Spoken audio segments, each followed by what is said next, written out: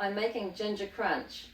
The base has got 125 grams of butter softened, or you can soften it in the microwave for 15 seconds, half a cup of sugar, 1.5 cups of flour, a teaspoon of baking powder, and a teaspoon of ground ginger.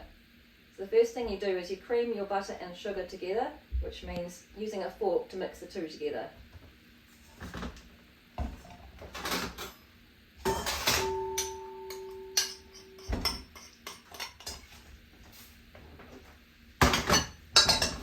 We're going to press the butter into the sugar until it's light and fluffy.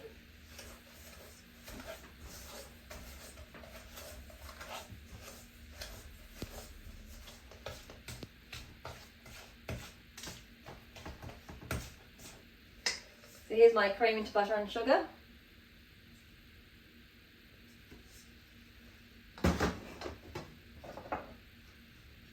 And now I'm going to sift my flour, my baking powder and my ground ginger together.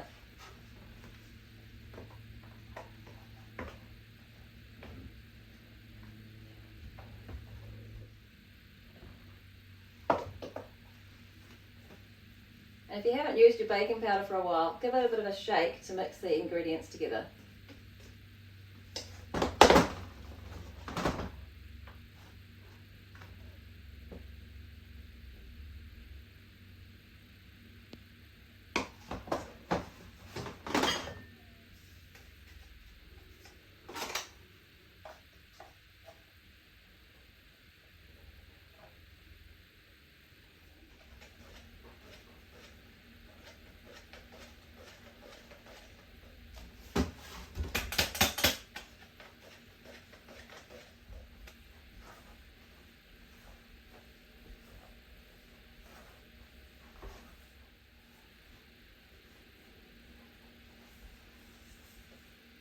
Mix it until it looks like breadcrumbs. And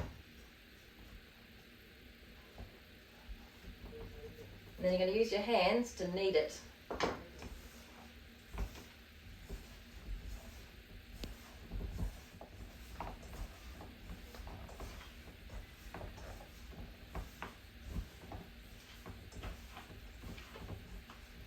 You want to knead it enough so it's partly sticking together.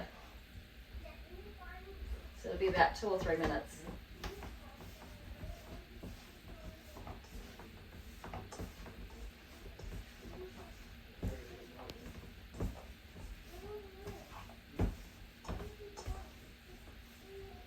That's what it looks like now.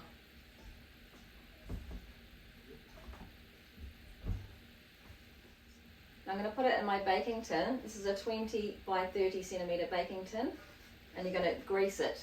So put a little bit of butter on this old piece of butter wrapping,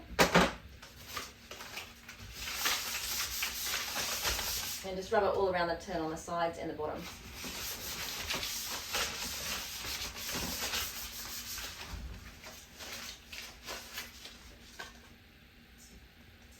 I'm going to pour my mixture in.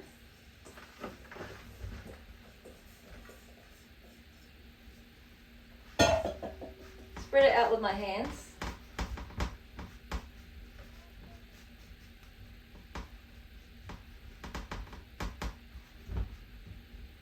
And I'm going to press it down as hard as I can to make a firm surface.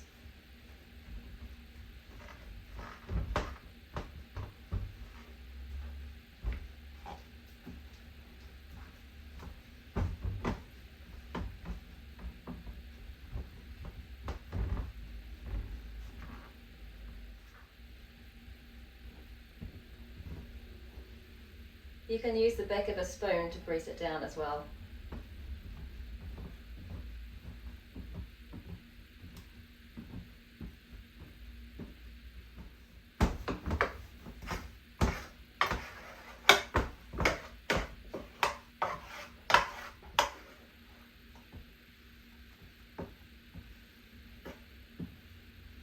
You want to try and get it as smooth and as even as you can, and you can neaten out the edges using the edge of your spoon.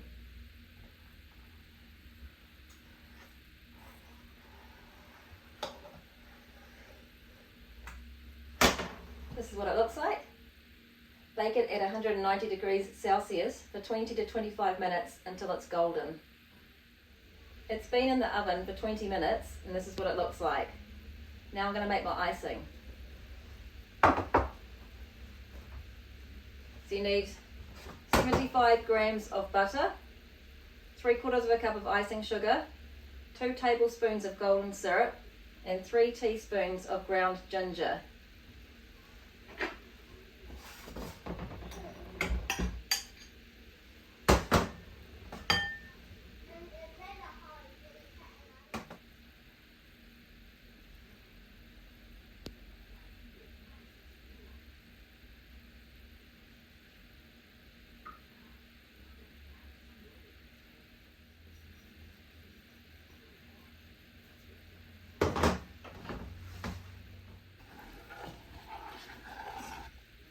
I'm heating this mixture on the stove at low heat until the butter has melted and all the ingredients are mixed together. You just stir it constantly.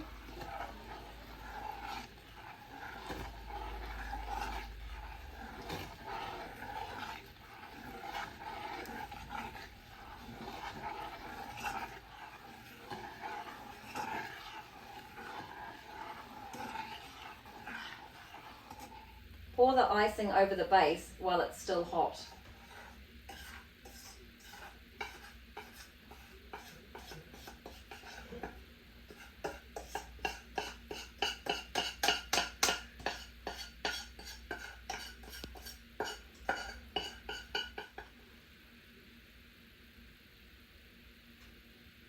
And turn the pan so that you get the icing to all the corners.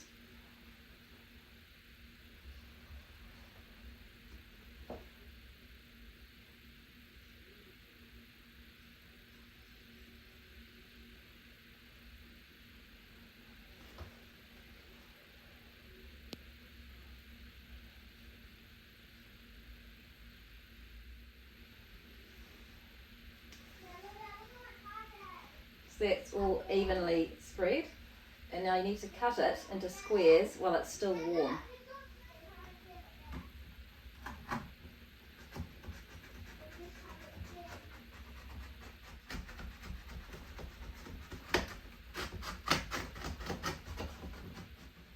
Leave the icing to set until it's touch dry.